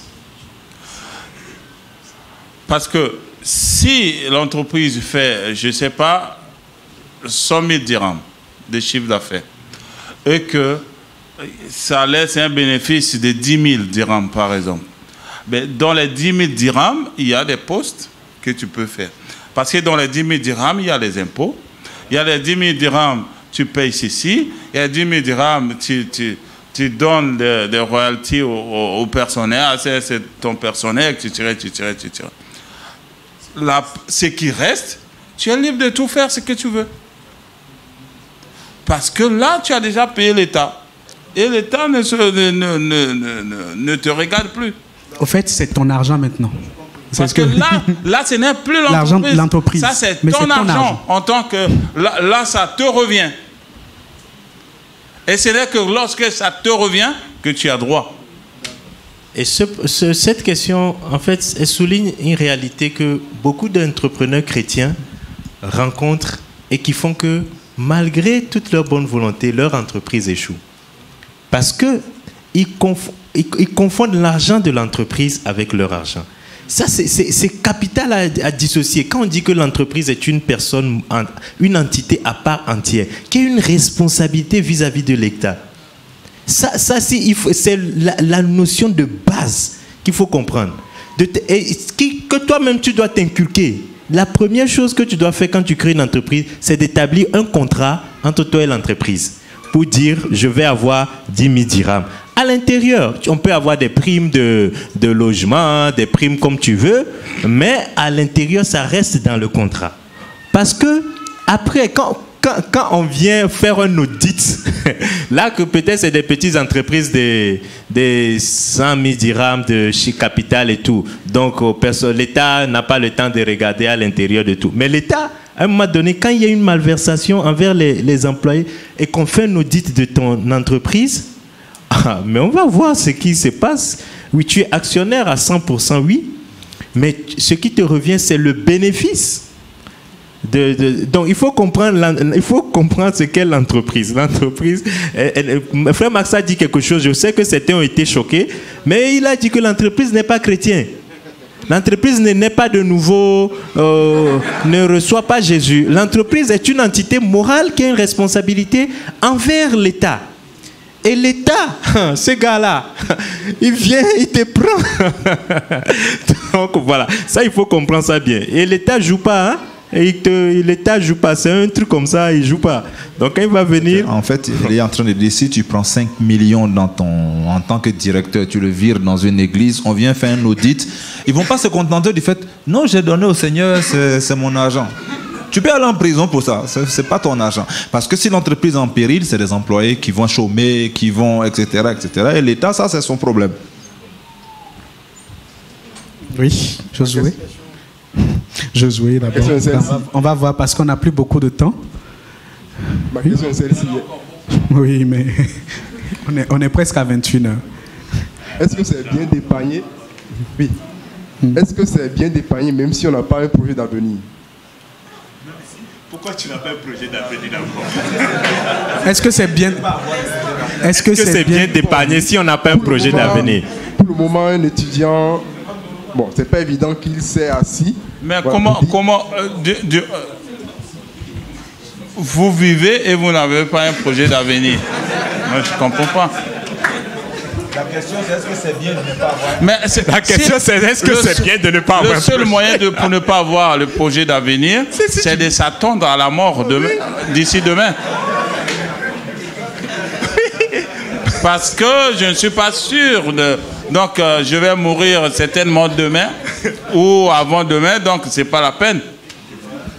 Peut-être que le projet ne peut pas être bien chiffré, c'est peut-être une idée, mais tu ne peux pas te dire que tu n'as pas de projet d'avenir. Je comprends sa question. C'est-à-dire, tu as de l'argent, puisqu'on a dit que si tu n'as pas d'objet d'épargne, est-ce que tu ne vas pas décider aujourd'hui, bon, dans ce cas, mangeons et buvons puisque nous n'avons pas de projet jusqu'à ce que nous en ayons avant d'épargner. Effectivement, il sait que ce n'est pas bien défini, mais tu ne peux pas être quelqu'un qui n'a pas de... Ne serait-ce que le fait que je vais mettre de l'argent de côté en attendant que je définisse quoi on fait, ça c'est lié à quelque chose. C'est-à-dire, mais il ne faut pas trop tarder que ça s'accumule. Ce n'est pas encore défini, mais il y a déjà un objectif. Cet argent, pour le moment, je n'ai pas trouvé de quoi l'affecter, je le mets de côté le temps de... Mais il ne faut pas trop tarder dans ça. Faut pas... Maintenant, si tu n'as aucun projet, il y a des projets disponibles pour le Seigneur. Voilà. Donc, tu peux dire, je mets pour semer pour le projet Caleb chaque année en attendant toute mon épargne, je vais semer dans le projet Caleb. Oui, ça fait un champ d'investissement. Donc, il y a toujours un... C'est pour ça que les postes budgétaires, on a cité certains comme la mission. C'est déjà un projet qui est disponible pour toi en tant qu'enfant de Dieu. Donc, tu ne peux pas dire que tu n'as pas de projet d'avenir, en fait. Ton futur mariage. Exactement. Tu comptes te marier un jour. Donc, c'est un projet. Avoir des enfants qui iront à l'école. C'est bien pour les étudiants. C'est un projet. Tu n'es pas obligé d'attendre de commencer à travailler pour épargner, par exemple, pour ton projet de mariage. Donc, ce n'est pas possible de ne pas avoir de projet. Ce n'est pas possible. C'est ni biblique, c'est complètement impossible. Ok, la dernière question. En fait, D'accord. Ok. Bonsoir. Et merci pour votre intervention. En fait, pour moi, j'aimerais avoir une lumière sur la partie de la Bible où Jésus parlait de superflu. Quand il parlait de superflu, à quoi faisait-il allusion en fait?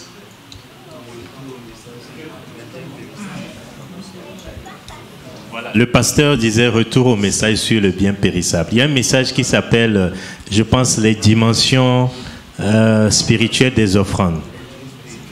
Voilà, toute la série des pratiques spirituelles des biens périssables, c'est disponible sur la chaîne TPV Casa. Vous pouvez le suivre, voilà. Donc pour gagner du temps. Maintenant après, si tu n'as pas compris encore, viens voir les anciens et les pasteurs. Voilà. Il y a le frère, c'est vrai qu'il est 21h, oui, tu vas poser ta question tout à l'heure. Le frère Hervé va donner une vidéo aux gens de la technique. On avait prévu de la projeter. C'est une vidéo qui est raccordée au livre dont le pasteur a parlé, Père Riche et Prof, qui a été distribué dans tous les groupes de sages. Donc si tu ne l'as pas, c'est que tu n'es pas dans un groupe de sages, donc tu n'as pas de projet de... Donc essayez d'avoir ça, ils vont le projeter et après vous allez aller le lire, ça va nous prendre ça. La vidéo dit 7 minutes, elle est en français, vous allez l'écouter. Donc où est le frère qui voulait poser la question? Oui, salut. Bon, vous trois, et puis c'est bon. Toi tu as pris le micro. Et chacun une question. Chacun une question à un seul volet. Vas-y. Ok. Bonsoir chers panélistes, merci pour l'opportunité. Ma question est relative aux prémices. Aux prémices. Voilà, aux prémices. Bon, comme ancien, vous avez dit que j'ai un seul volet, mais je voudrais d'abord expliquer ma compréhension et puis peut-être avoir des conseils. Voilà. Et les prémices, pour moi, c'est, je veux dire, c'est quoi? Je sais c'est quoi, c'est donner la première partie de ce qu'on a comme revenu au Seigneur. Mais parfois, pour mon expérience, ici au Maroc, parfois on n'a pas de boulot stable. Je commence un boulot aujourd'hui et d'ici 2 mois ou 3 mois, je perds le boulot. Et après, je donne les prémices. Je me dis que j'ai déjà donné les prémices. Et quand j'ai un nouveau boulot, qu'est-ce que je fais? Est-ce que je dois encore donner les prémices encore? Ou bien, voilà, c'est ça un peu ma question. C'est très simple. Je l'ai dit dans l'intervention. La question de l'argent, d'abord, c'est une question de foi. D'accord? Donc, c'est en fonction de ta foi. C'est simple, c'est en fonction de ta foi. Parce que si je te dis que chaque fois que tu as un boulot, tu donnes tes prémices, tu vas dire le boulot, c'est chaque fois, le prémisse, c'est chaque fois qu'on a le boulot. Non, en fonction de ta foi. Et j'ai donné des exemples. Tu peux dire chaque année, par exemple, tu ne changes pas de boulot, mais tu es depuis 10 ans dans un même boulot, tu peux décider que chaque année, le salaire de janvier, parce que tu consacres l'année 2017 comme une saison pour le Seigneur. Donc c'est en fonction de ta foi avec le Seigneur. Tu peux simplement dire aussi, comme certains, le premier, c'est le premier salaire que je commence ma carrière professionnelle. C'est-à-dire quand j'ai fini mes études et je travaille. C'est en fonction de ta foi. Tu peux dire comme toi, que chaque nouveau boulot que je change, je donne le prémisse. Maintenant, ta question sous-entend en fait le fait que quand après 3 mois, tu changes de boulot, tu es dans une situation difficile financièrement. Donc, tu as l'impression que tu es en train de perdre l'argent là. Donc, ça revient justement à ta conception de l'argent et à ta foi. Tu vois?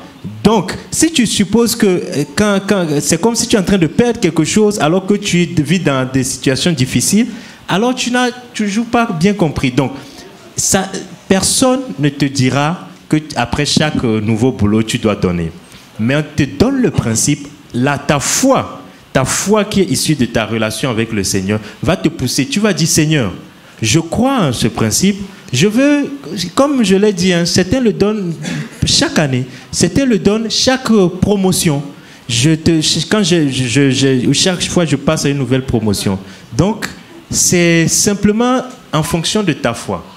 Reste sur ce principe-là. Donc, dans ta communion avec le Seigneur, sonde ta façon d'appréhender l'argent par rapport au Seigneur. D'accord? C'est bon. Oui. Merci. Bien-aimés dans le Seigneur, bonsoir à tout le monde. Je voudrais simplement d'abord rendre grâce à Dieu pour cette assemblée et dire merci pour la vie de tous ces vases d'honneur que le Seigneur utilise pour ces moments. Je veux vraiment être reconnaissant parce que je ne suis pas très fréquent ici. Et je rends grâce à Dieu vraiment pour la vie du pasteur Todo et toute sa suite et pour tous les vases d'honneur qu'il utilise pour cette merveilleuse œuvre. Ma question, c'est par rapport à l'enseignement que j'ai eu le premier jour où je suis arrivé. Le frère Max, dans son d'enseignement nous a fait part de ce que l'homme est le pourvoyeur de l'argent dans le foyer. Ma préoccupation est juste au niveau des versets de la parole de Dieu pour juste faire asseoir cela. Sinon, ce n'est pas nouveau pour moi, mais je voudrais juste quelques versets bibliques pour m'y faire, en tout cas pour me mouler dans cette phrase-là. C'était juste des versets bibliques qui justifient que l'homme est celui qui doit pourvoir. Au fait, naturellement, c'est un concept, pour moi, c'est comme ça, au fait. Mais je n'avais jamais... En fait, je voudrais juste aller un peu plus en profondeur sur la base des écrits. Non, je veux juste comprendre ta question. Non, c'est ça. C'est ça la question. C'est ça. Voilà. D'accord. Donc, il y avait quelqu'un d'autre, c'est ça? Oui, vas-y. Bonsoir. Merci déjà pour vos interventions. En fait, j'avais 2 questions, mais je vais poser une seule. J'aimerais savoir, est-ce que c'est mal pour un chrétien entrepreneur de chercher à avoir des fonds d'investissement pour commencer son entreprise au travers des saisons, qu'on va dire, qui gagnent de l'argent en faisant des mauvaises pratiques en fait.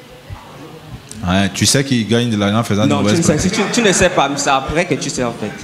C'est après quel moment? Après avoir pris l'argent? Oui, après avoir pris l'argent. Et dépensé déjà? Oui, et commencer à créer l'entreprise. Donc la question est... Est-ce que c'est mauvais pour un chrétien? Mais tu as déjà pris? Oui, tu as déjà pris. Tu as déjà pris l'argent, tu as commencé à entreprendre, à créer ton entreprise, mais à la fin... C'est à rembourser? Oui, non, pas à rembourser en fait. Quand tu as commencé à créer l'entreprise, que tu te rends compte que cet argent, c'était pour des mauvaises pratiques en fait. D'accord. Tu fais comme Zaché, non? Pardon? Oui, c'est Zaché. Quand Zaché s'est rendu compte que Jésus est rentré dans sa vie, et là, souvent je me pose la question, il a reçu de l'argent, supposons qu'il a pris chez les gens 1 million, et puis il dit je m'engage à rembourser, il n'a pas dit 1 million, il l'a multiplié. Donc techniquement on peut se dire qu'il n'avait pas cet argent. C'est qu'en temps il a travaillé l'argent qu'il a eu malhonnêtement, c'est devenu beaucoup, et puis il a décidé de rembourser plus aux gens. Donc peut-être tu vas faire la même. Mais si tu sais, parce qu'au début ta question c'était est-ce que c'est mal d'eux? Oui, c'est mal d'eux. Donc ça tu vas pas. Maintenant si tu ne savais pas, maintenant que c'est fait, on ne te demande pas de rembourser, etc. Si à un moment ça pèse sur ton cœur comme Zaché, c'est pas Jésus qui lui a dit va rembourser tout ce que tu as pris aux gens. Il y a un moment il s'est senti, c'est un peu comme ce qu'on disait à Fabre, ça vient de l'intérieur. Voilà. Tu parles. Merci. Ah oui, la question Il y a une... Tu dis? Tu es déjà passé, non? On va donner l'opportunité à une autre personne. Ah oui, le frère qui avait posé... Mais Éphésiens 5 nous dit que l'homme est le chef de la famille. Le chef de la famille. Derrière le mot chef là, il n'y a pas que les privilèges. D'ailleurs, il y a moins de privilèges, il y a plus de responsabilités. Donc le chef, c'est ce verset-là qui t'aide. L'homme est le chef de la famille. Donc un chef, en fait, l'idée de ce chef-là, c'est l'idée du Seigneur. Et il est le Seigneur de sa femme. Et normalement, le Seigneur est celui qui pourvoit sur le territoire où il règne. C'est ça, en fait. Donc, quand tu es chef, quand tu es Seigneur quelque part, pas comme les gens du monde, mais comme notre Seigneur Dieu. Quand il est Seigneur, il pourvoit. Donc, c'est parce que nous sommes chefs de la famille que nous pourvoyons. Nous sommes le premier moteur de provision financière. Voilà. Donc, c'est ça. Et Dieu étant notre chef, il pourvoit pour nous pour qu'on pourvoie. Voilà. Moi, je crois que je peux ajouter à ce que l'ancien Élie a dit, parce que la difficulté se pose quand on commence à réfléchir en termes d'argent. Retourne dans les sociétés du passé, quand on n'avait pas encore l'argent, où on était dans le troc et tout. Tu vois? Alors, la responsabilité est là, elle est liée au fait que l'homme est le chef, et sa mission est de pouvoir pourvoir aux besoins de la famille, de l'épouse ou encore des enfants. Alors, quand on dit pourvoyer d'argent, on a l'impression qu'on oublie, si on doit aller à l'idée qui est essentielle, qui est fondamentale, qui est le fait que l'homme a la mission de pouvoir prendre soin de son épouse. Je ne sais pas si vous comprenez. Tu dois prendre soin de ton épouse et des enfants. Ça dit qu'il ne faut pas rester attaché à la notion d'argent. L'argent, les biais qu'il faut chercher. En tant que chef, tu as la responsabilité de pouvoir répondre aux besoins de ta femme, de tes enfants, comme Christ prend soin de son épouse qui est l'Église, tu vois. Défais-toi de l'argent et colle-toi à la responsabilité de pouvoir répondre. Et bien entendu, c'est Dieu qui est le grand pourvoyeur, mais il t'utilise comme toi, tu es le chef pour pouvoir répondre à ces besoins-là. D'accord, on va prendre la dernière question. La dernière. Quelqu'un qui n'a pas posé de question. Oui, Franck. Ok, bonsoir. Au fait, je me posais une question. Parce que papa avait soulevé cette question la fois dernière. Il dit l'argent, ce n'est pas le biais. L'argent, ce n'est pas le biais qu'on voit. Que l'argent, c'est ce qui est derrière. Donc j'aimerais savoir qu'est-ce que l'argent d'une manière concrète. Sans tenir compte des réponses de l'argent échange ou quoi, c'est pas ça. Qu'est-ce que l'argent en réalité? Il a dit que l'argent, c'est pas le billet, mais c'est quoi? Il a dit la valeur qui est derrière ce billet. Donc il a défini l'argent. Il n'avait pas défini. C'est ça la définition? Bien, ça ne te satisfait pas, ouais, c'est ce que tu veux dire? Ça ne m'a pas convaincu. Je ne sais pas, j'ai mal à cerner à partir de là. C'est quoi, alors? Parce que pour moi, l'argent, c'est le billet que je vois. 200 dirhams, c'est 200 dirhams. 1 million, c'est 1 million. C'est le billet que je vois. Moi, je pourrais ajouter à ce que le pasteur a dit. Peut-être ça va te choquer. Peut-être ça ne va pas te convaincre. Mais que l'argent, c'est une culture. Il faut avoir la culture de l'argent. Je vous ai donné l'exemple avec mes enfants. C'est pour qu'ils aient la culture de l'argent. Il faut avoir la culture de l'argent. Au début de l'intervention, je vous ai dit, si on distribue 100 000 à chacun de nous, que va-t-il se passer les heures qui vont suivre? Vous savez ce que je vais faire avec pour moi? Je vais mettre dans la soute de ma voiture, je la mets au garage, je laisse là-bas. Mais combien vont faire comme ça? Vous comprenez? Donc il y a une culture de l'argent. Je pense que ce que le pasteur voulait dire en parlant de la valeur, tu sais, là tu as 200 dirhams, tu dis pour toi 200 dirhams, c'est 200 dirhams, ça peut acheter un seau de KFC. Aujourd'hui, si demain il se déclenche une guerre ici ou un truc et que les gens se rendent compte que le dirham, etc., demain avec ce même 200 dirhams, tu vas aller chez KFC, il va dire non, moi je ne vends pas actuellement, je gère mon poulet. Le même 200 dirhams ne peut plus acheter parce que la valeur qu'il y avait derrière a disparu. C'est de ça qu'il est en train de parler. C'est pour cela que la monnaie fluctue en fonction de la considération que les gens lui donnent. Ça bouge sur le marché, ça descend. C'est une convention. On s'est tous posé cette question quand on était petits. Mais finalement, l'argent, c'est quoi? C'est un papier. Aujourd'hui, on dit ça vaut ça. Demain, on dit, si vous ne ramenez pas vos billets de 10 000 dirhams avant le 30 octobre, ce n'est plus de l'argent. Aussi simple que ça. C'est une question de valeur. Et cette valeur, c'est des conventions. Ouais. C'est les hommes. C'est comme les lois. Qui fait des lois? C'est les hommes. Donc demain, ils peuvent l'abolir et ils remplacent par une autre. Donc l'argent, on a décidé que 200 dirhams égale à 200 dirhams, point. Et que ça vaut tant par rapport au dollar, par rapport à l'euro et tout et tout. Mais demain, ça peut changer. Et ça peut devenir des papiers. Et c'est pour cela que là, en vallée de refuge, les gens, ils vont vers l'or, ils vont vers le bâtiment. Oui. Mais ce que Papa Max a dit, que l'argent est la culture, il faut que... Il y a des choses que tu entends, ça choque ta conception des choses.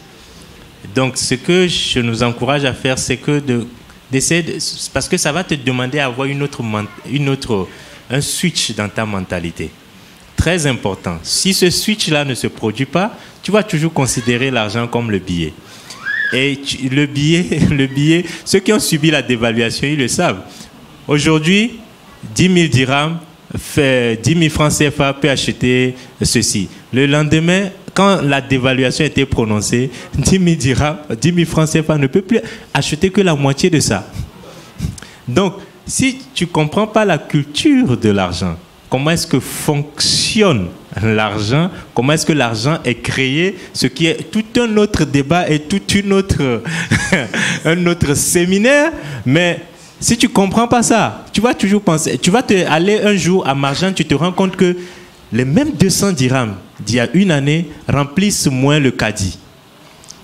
C'est pour ça que si tu as ton salaire, en fait, quand tu as ton argent, ton salaire de 10 000 dirhams, il y a 5 ans, et tu as toujours 10 000 dirhams, aujourd'hui, tu gagnes moins qu'il y a 5 ans, même si c'est la même somme. Pourquoi? Parce que entre-temps, l'argent subit ce qu'on appelle l'inflation. Donc, ça, c'est juste... L'argent est une culture. Donc, il faut apprendre... Et une culture, ça prend du temps pour en appréhender tous les aspects. Mais il faut accepter ça. Accepter ça et être prêt à switcher. Et beaucoup d'entre nous devons switcher, faire ce switch-là. Et ce livre-là va peut-être nous aider. D'accord. Donc, en parlant du livre, vous vous rappelez le livre dont le pasteur a parlé?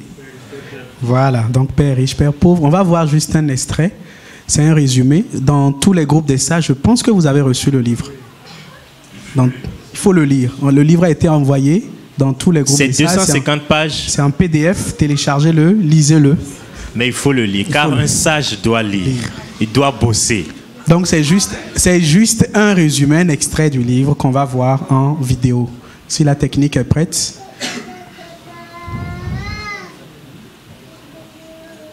Salut à tous et bienvenue sur PostDev. Dans cette vidéo, vous allez découvrir pourquoi certaines personnes restent pauvres toute leur vie alors que d'autres semblent avoir trouvé la formule pour accumuler des fortunes. Père riche, Père pauvre s'est vendu à plus de 26 millions de copies à travers le monde. On va voir notamment que le réel pouvoir ne vient pas du fait de gagner beaucoup d'argent, mais d'utiliser cet argent intelligemment.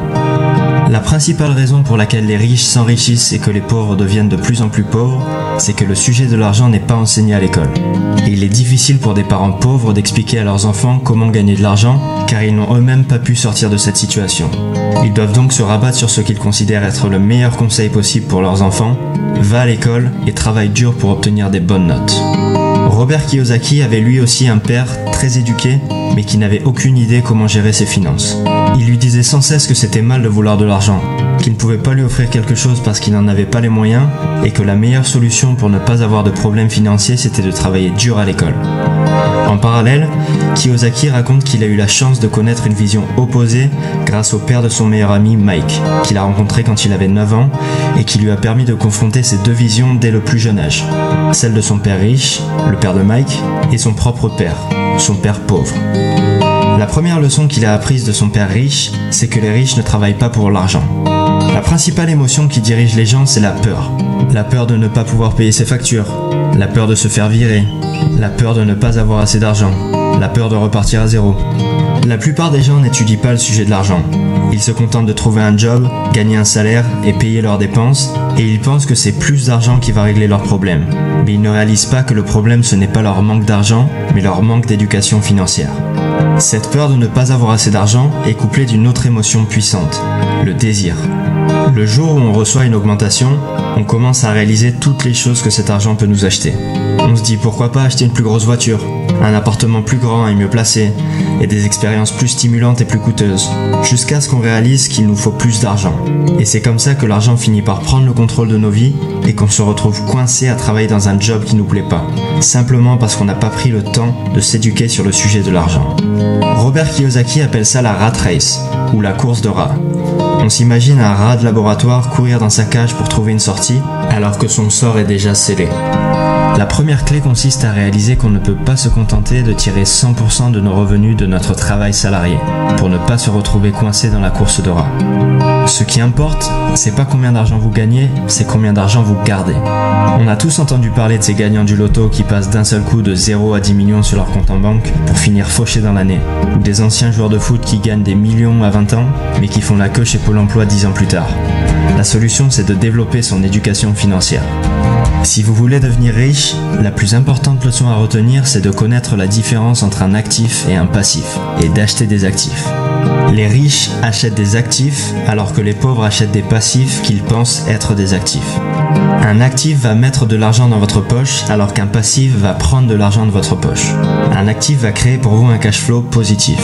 Si par exemple vous avez publié un livre ou un e-book de qualité pour un prix de 10 €, chaque vente créera pour vous une rentrée d'argent, ce qu'on appelle un cash flow positif de 10 €.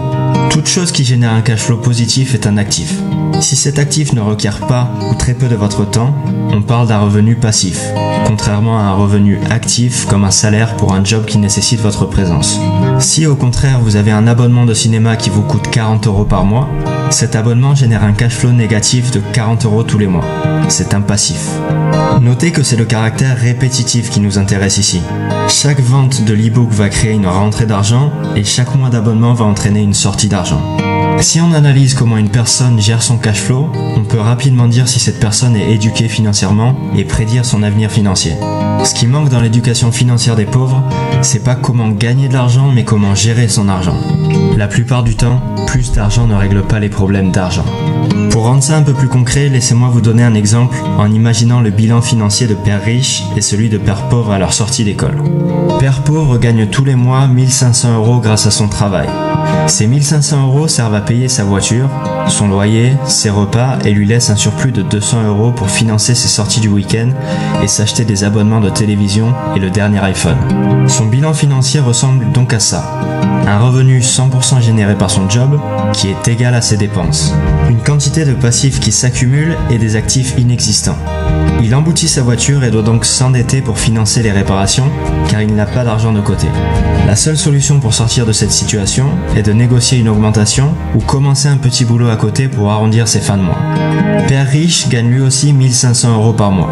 Il couvre également ses dépenses en nécessité, mais choisit de mettre de côté les 200 € de surplus tous les mois pour investir dans la start-up d'une amie en qui il croit vraiment. 2 ans plus tard, la start-up de son ami est enfin profitable et lui rapporte 500 € tous les mois, auquel s'ajoute l'argent qu'il gagne grâce à l'e-book qu'il a écrit sur sa passion, le trail en haute montagne, qui lui crée également un revenu secondaire. Il a investi 500 € qu'il avait pu mettre de côté pendant ses études dans des actions, mais les cours se sont effondrés et il a quasiment tout perdu. Mais ça n'a plus d'importance parce que père riche a désormais, 4 ans après sa sortie d'école et grâce à ses 2 autres investissements, un revenu passif de 1500 €. Et maintenant que ses actifs lui génèrent un cash flow positif supérieur au cash flow négatif de 1300 € généré par ses dépenses en nécessité, père riche a atteint son indépendance financière. Il peut choisir de continuer ou non de travailler dans son job. Son bilan financier ressemble donc à ça, un revenu qui provient pour 50% de son job et pour 50% de ses actifs, nettement supérieur à ses dépenses et beaucoup plus d'actifs que de passifs. Vous aurez atteint l'indépendance financière le moment où vos actifs vous généreront un revenu supérieur à vos dépenses. Si ce revenu est en plus passif et ne nécessite pas ou peu votre intervention, comme l'entreprise d'un ami ou l'e-book de l'exemple précédent, vous pouvez tout simplement faire ce que vous voulez de votre vie. Mais gardez quand même en tête qu'un revenu est rarement totalement passif et nécessitera généralement un certain degré d'intervention de votre part. L'exemple que j'ai donné est simplifié. C'est certainement très difficile pour certaines personnes de sacrifier une partie de leur revenu pour acheter des actifs, mais c'est néanmoins la seule solution pour sortir de cette situation. Vous l'avez compris, il faut gérer vos propres affaires, c'est-à-dire focaliser votre attention sur la colonne des actifs plutôt que sur votre feuille de paie. Et encore une fois, il n'y a pas de mal à vous focaliser sur votre feuille de paie, seulement si le surplus est réinvesti dans des actifs. Gardez votre job, mais gérez vos propres affaires à côté. Vous avez différents types d'actifs que vous pouvez acheter. Vous pouvez développer un business qui puisse dans l'idéal se passer de votre présence, acheter des titres boursiers, acquérir des droits sur des musiques, des scripts ou toutes sortes de brevets, créer un blog, investir dans des entreprises, dans l'immobilier ou toute chose qui génère un revenu ou dont la valeur s'apprécie dans le temps. Quand vous investissez 1 € dans vos actifs, il ne faut jamais qu'il sorte de ces actifs. Imaginez-vous que chaque euro qui va dans vos actifs devient votre employé. Et ce qui est bien avec l'argent, c'est qu'il travaille jour et nuit et peut travailler pendant des générations à faire marcher l'économie et en créant pour vous un revenu. Pour simplifier, imaginons que vous ayez acheté une place de parking pour 1000 €. Vous pouvez dépenser le revenu que génère cette place de parking, disons 50 € par mois, mais il ne faut pas chercher à récupérer les 1000 € en revendant la place. Imaginez que vous ayez une poule. Vous pouvez soit décider de la garder pour récupérer tous les œufs qu'elle peut produire, soit la revendre pour le prix d'une centaine d'œufs, sachant qu'une poule peut en pondre 600 dans sa vie, qui peuvent eux-mêmes devenir des poules pondeuses. Ce qui peut paraître être une bonne décision à court terme n'en est pas une à long terme. Par contre, une fois que votre cash flow commence à augmenter, vous pouvez dépenser cet argent généré par vos actifs pour acheter ce que vous voulez, étant donné que vous ne perdrez pas votre actif générateur de revenus en faisant ces dépenses. Et donc vous resterez riche. Un produit de luxe doit être la récompense d'avoir investi en développant vos actifs. Maintenant que vous avez développé vos propres affaires, vous allez pouvoir découvrir le plus grand secret des riches qui leur permet de garder leur avance. Les sociétés. Kiyosaki détruit le mythe selon lequel les riches payent pour les pauvres en expliquant que c'est la classe moyenne qui paye. Simplement, les riches utilisent les sociétés qu'ils possèdent pour financer leurs dépenses en passant un maximum en frais d'entreprise, qui sont moins taxés que les salaires. C'est donc les revenus de la classe moyenne qui sont majoritairement visés par les impôts. Je passe rapidement sur ce point-là parce que ça s'applique plus difficilement pour les PME en France, qui sont beaucoup plus taxés qu'aux États-Unis. La dernière leçon que j'ai retenue de ce livre, c'est que les riches inventent l'argent. Il faut d'abord développer nos connaissances avant de chercher à gagner de l'argent. Avant de commencer à investir, il faut d'abord apprendre à investir. Et grâce à ces connaissances, vous allez pouvoir créer de l'argent à partir de rien grâce à vos idées. Mais ce qui fera réellement la différence est déjà en vous. Dans le business et dans la vie, c'est pas ceux qui sont intelligents qui réussissent, mais ceux qui sont audacieux. Et voilà pour Père riche, Père pauvre de Robert Kiyosaki. J'ai fait toute une vidéo sur comment devenir riche, alors n'hésitez pas à la regarder si ça vous a plu. Pensez aussi à vous abonner et à liker la vidéo. Et n'hésitez pas à me dire aussi dans les commentaires ce qui vous a le plus marqué dans cette vidéo. À très bientôt. Donc, voilà un petit résumé de ce livre. Donc, allez lisez ce livre et vous allez découvrir beaucoup plus de choses. Donc, je ne sais pas si vous avez un dernier mot. Ben moi, c'est que la vidéo, elle est claire, elle montre, elle nous parle de la culture de l'argent. La culture de l'argent. Multiplier l'argent. Comment faire 2 personnes, les 2 ils travaillent, quelques années plus tard, l'autre il est très endetté et l'autre s'en est servi.